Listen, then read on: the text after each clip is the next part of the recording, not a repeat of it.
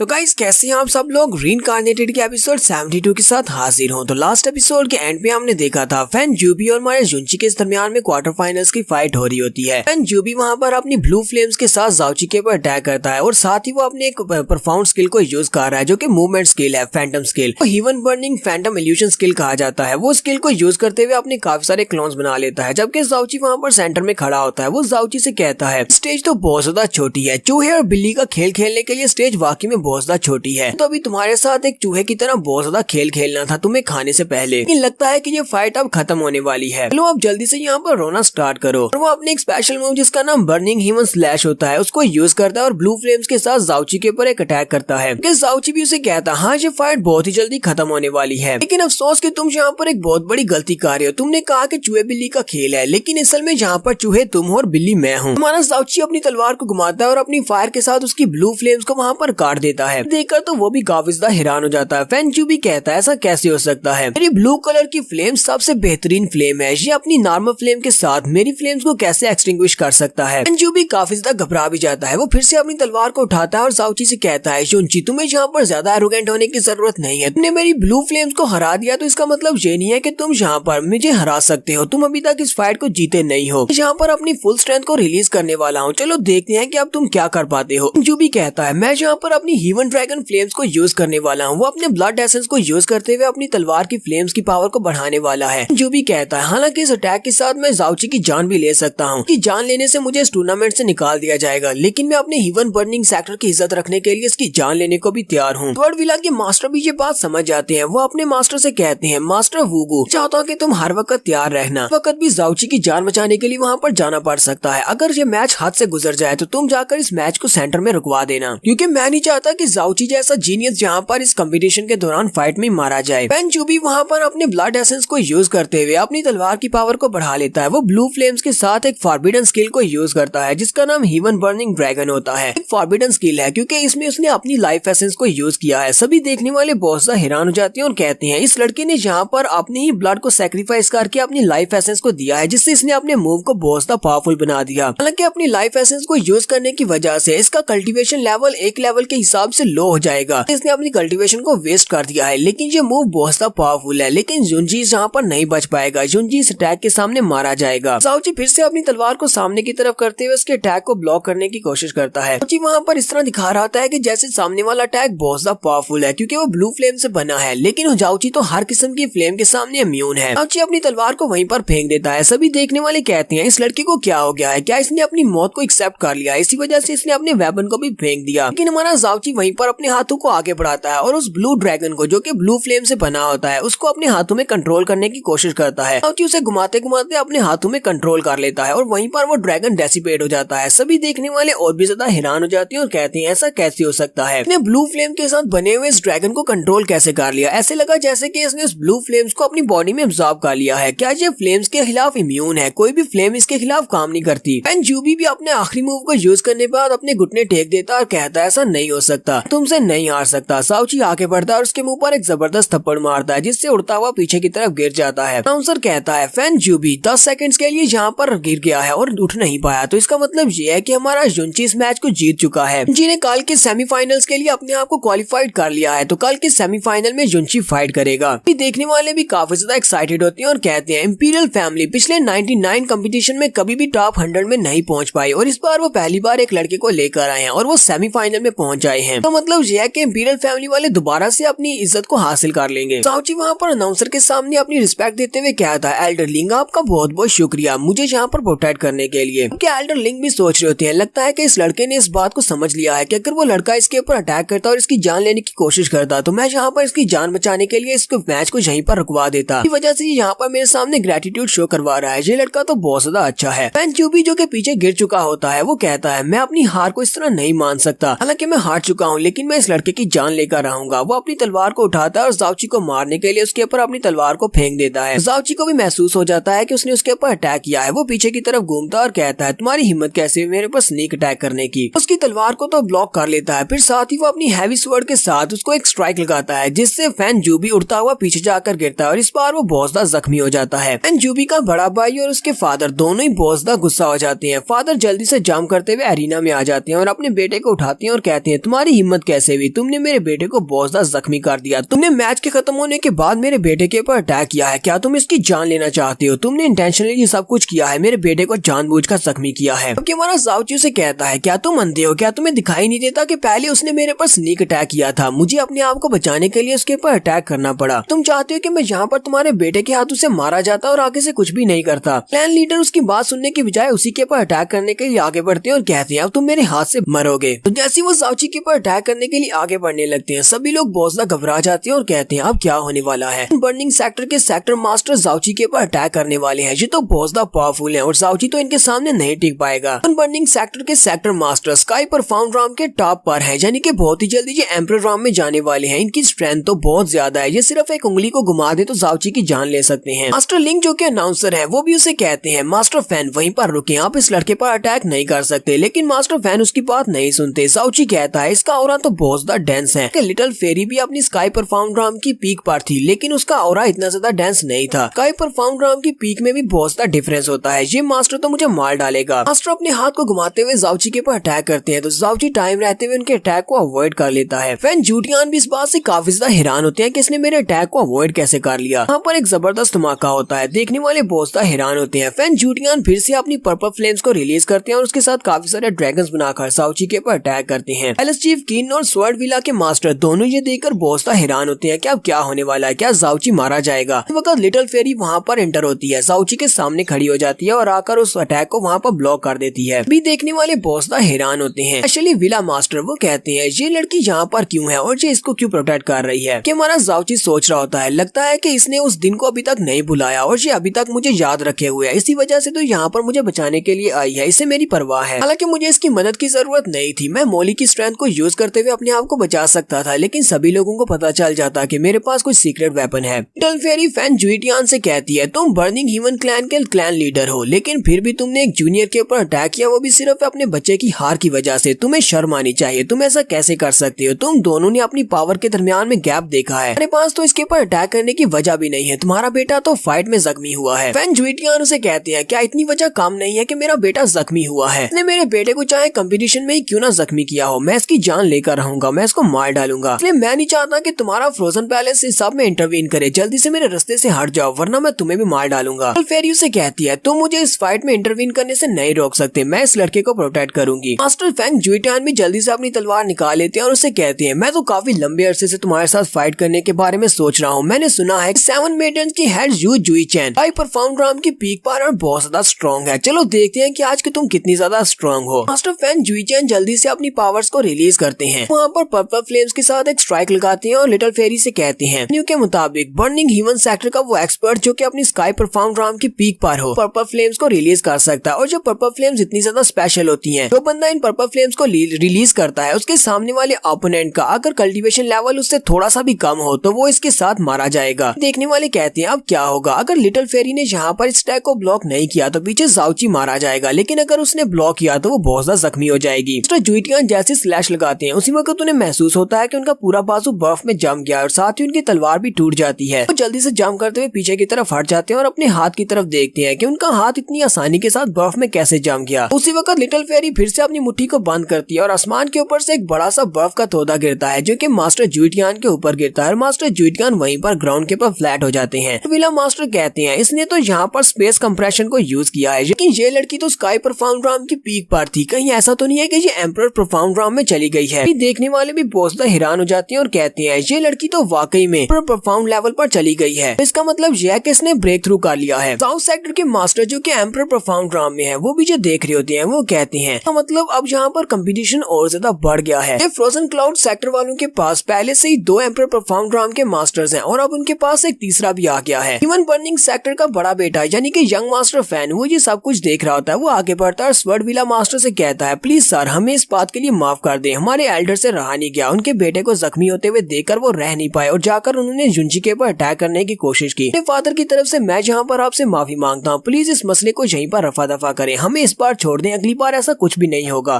वापस जाने के बाद हम अपने एल्डर को अच्छे से सजा भी देंगे कि आपको यहाँ पर उन्हें सजा देने की जरूरत नहीं है, जैसा कि वहाँ पर लिटिल फेरी फ्रोजन क्लाउड की ब्यूटी ने उसे पहले से सजा दे दी और सभी लोगों के सामने उनको काफी अच्छे से ह्यूमिलिएट भी किया है। अच्छा तो ये इनके फादर नहीं है बल्कि इसका नाम एल्डर फैन मोली है। ये इनके सेक्टर के पास एक एल्डर है, जबकि इनके फादर जो कि एम्परर प्रोफाउंड ड्राम के एक्सपर्ट हैं वो यहाँ पर नहीं आए हुए। बट विला के एल्डर काफी ज्यादा गुस्से में होते हैं। वो यंग मास्टर से कहते हैं तुम्हें पता है ना कि तुम्हारे एल्डर एक सीनियर एल्डर है और यहाँ पर उन्होंने ये सब कुछ किया है, जानबूझकर उन्होंने ये सब कुछ किया, जबकि उन्हें अच्छी तरह से पता है कि हम यहाँ पर ये सब कुछ नहीं होने दे सकते। तो इस बार फ्रोजन क्लाउड की मेडन ने उसे सजा दे दिया। इस बार मैं इस बात को यहीं पर नजरअंदाज कर देता हूँ, लेकिन अगली बार अगर ऐसा कुछ हुआ, तुम लोगों ने ऐसा कुछ किया, तो मैं तुम सभी लोगों को टूर्नामेंट से निकाल दूंगा और दोबारा कभी भी तुम्हें टूर्नामेंट में हिस्सा लेने नहीं दिया जाएगा। लिटिल फेरी भी अपना काम खत्म करने के बाद वापस जा रही होती है। ज़ाओची से कहता है लिटिल फेरी तुम्हारा बहुत बहुत शुक्रिया, लेकिन वो उसकी बात को इग्नोर करते हुए वहाँ से चली जाती है। जबकि हमारा ज़ाओची कहता है लगता है कि अभी भी मैं तुम्हारे दिल में हूँ। और यहीं पर हम लोग अपनी एपिसोड 72 का एंड करें। तो नेक्स्ट एपिसोड में हम लोग ज़ाओची का सेमीफाइनल देखेंगे जो कि लिंग जी के साथ होने वाला है। एपिसोड की एक्सप्लेनेशन अच्छी लगी हो तो कमेंट करके जरूर बताइएगा। चैनल को सब्सक्राइब कर दें, वीडियो को लाइक और शेयर कर दें। शुक्रिया।